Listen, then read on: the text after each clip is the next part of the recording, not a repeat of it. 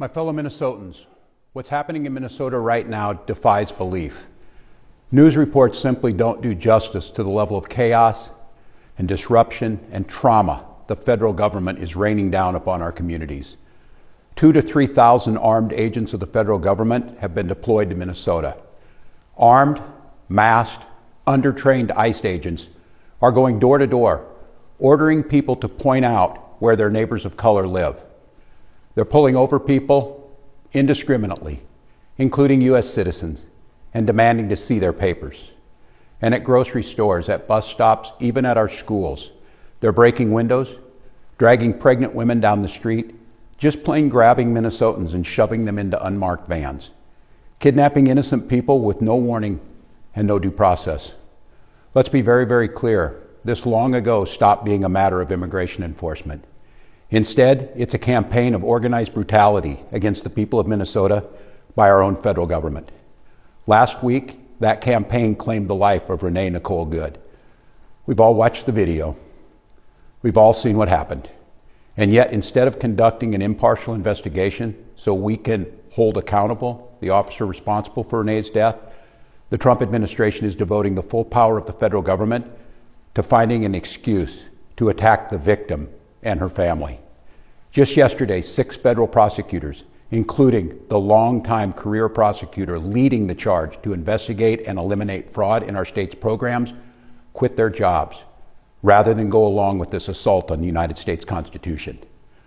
But as bad as it's been, Donald Trump intends for it to get worse. This week, he went online to promise that, quote, "the day of retribution and reckoning is coming." That's a direct threat against the people of this state who dared to vote against him 3 times and who continue to stand up for freedom with courage and empathy and profound grace.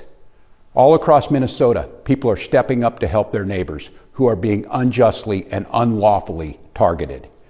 They're distributing care packages and walking kids to school and raising their voices in peaceful protest, even though doing so has made many of our fellow Minnesotans targets for violent retribution. Folks, I know it's scary, and I know it's absurd that we all have to be defending law and order, justice, and humanity while also caring for our families and trying to do our jobs. So tonight, let me say once again to Donald Trump and Kristi Noem, end this occupation. You've done enough. Let me say 4 critical things to the people of Minnesota. 4 things I want you to hear as you watch the news and look out for your neighbors. First, Donald Trump wants this chaos. He wants confusion. And yes, he wants more violence on our streets. We cannot give him what he wants. We must protest loudly, urgently, but also peacefully. Indeed, as hard as we will fight in the courts and at the ballot box, we cannot and will not let violence prevail.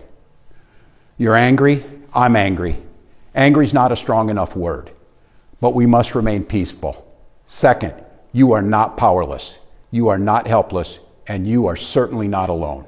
All across Minnesota, people are learning about opportunities, not just to resist, but to help people who are in danger.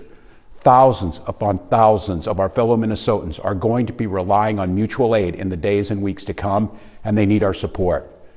Tonight, I want to share another way you can help. Witness. Help us establish a record of exactly what's happening in our communities. You have an absolute right to peacefully film ICE agents as they conduct these activities. So carry your phone with you at all times. And if you see these ICE agents in your neighborhood, take out that phone and hit record. Help us create a database of the atrocities against Minnesotans, not just to establish a record for posterity, but to bank evidence for future prosecution. The third thing I want to say to you tonight is, we will not have to live like this forever. Accountability is coming at the voting booth and in court. We will reclaim our communities from Donald Trump. We will reestablish a sense of safety for our neighbors, and we will bring an end to this moment of chaos, confusion, and trauma. We will find a way to move forward, and we'll do it together, and we'll not be alone. Every day, we are working with business leaders, faith leaders, legal experts, and elected officials from across this country. They've all seen what Donald Trump is trying to do to our state, and they know their states could be next. And that brings me to the fourth thing I want to say tonight, Minnesota. How incredibly proud I am of the way that you've risen to meet this unbearable moment. But I'm not at all surprised, because this is who we are. Minnesotans believe in the rule of law, and Minnesotans believe in the dignity of all people. We're a place where there's room for everybody, no matter who you are or who you love or where you came from. A place where we feed our kids, we take care of our neighbors, and we look out for those in the shadows of life. We're an island of decency in a country being driven towards cruelty. We will remain an island of decency, of justice, of community, of peace.